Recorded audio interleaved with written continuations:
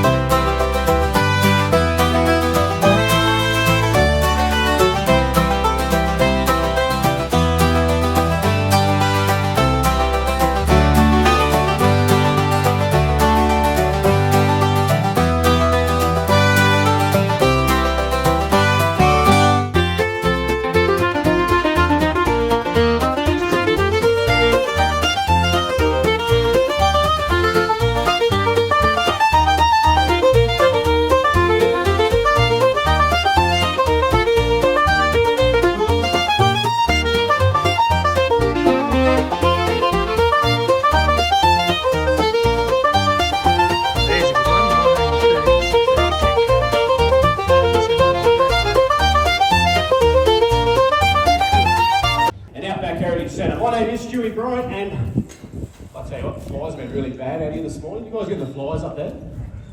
You know? Could be the horse, eh? I tell you what, as a stockman, we've got to learn to overcome a lot of different adversities in our day-to-day life, and flies are just one of the ones we've got to overcome.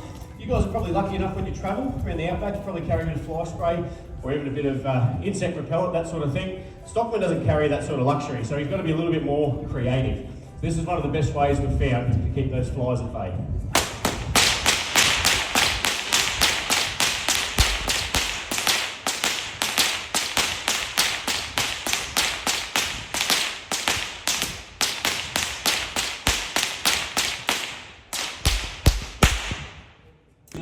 Why do we use them? It's a really great little poem, so I had to give it a really unique and original name. So we ended up calling this one the Australian Stockman.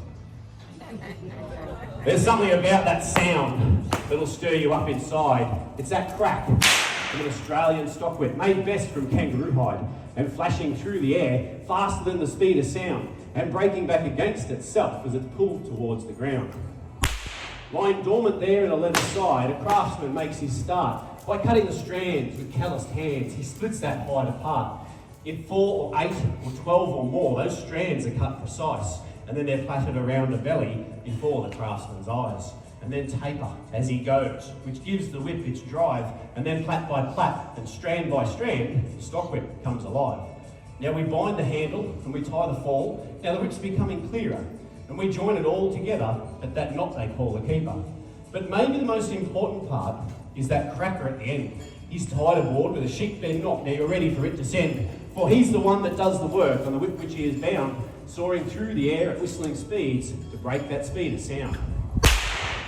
My father had a stock whip, and his father before that. It's that very thing you reach for after pulling on your hat. And sitting astride a young stock horse with his mate to carry the pack, it opens the day and it wakes the morn with a sharp and a sudden crack. It echoes around the hills or across the rolling plains, and it gets that mob moving along the track again. It's a stockman's prized possession. It's a drover's tool of choice. He uses it to keep him moving and to save his weary voice. But in the rugged hands of a stockman, or the soft hands of a boy, it's most important to remember that the stock whip's not a toy. For the power of the stock whip is it's travelling super fast. Pop an eye or break the skin or cause a real sore arm. So you may hear the whips are cracking wherever you may go, from up the bush mustering or around a country show, but from city or the high country, wherever your path may track, I think there's nothing more Australian than to stand and have a crack. There we are.